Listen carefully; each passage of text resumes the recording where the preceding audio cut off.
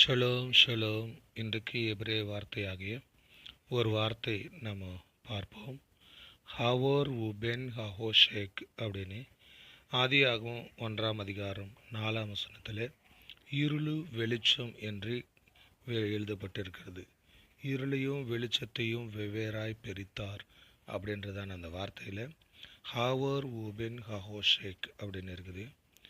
அந்த வார்த்தை இருளு வெளிச்சம் அப்படின்னு இருக்குது. நான் ஏற்கனவே சொன்னது போல அந்த இருளு வெளிச்சம் எது அப்படின்னா 613 கட்டளை தான் காண்பிக்கிறது. அந்த 613 கட்டளைகளை தான் அவர் ரெண்டாக பிரிக்கிறாரு.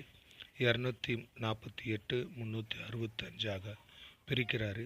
248 செய் அப்படின்னு சொன்னார். 365 செய்யாதே அப்படின்னு சொல்கிறாரு. செய் சொல்கிறது நீதி, செய்யாதே அப்படின்றது அநீதி. அதனால தான் ஆண்டவர் சொல்கிறாரு, நீதி செய், அநீதி செய்யாதே அப்படின்னு சொல்லி கர்த்தர் சொல்கிறார்.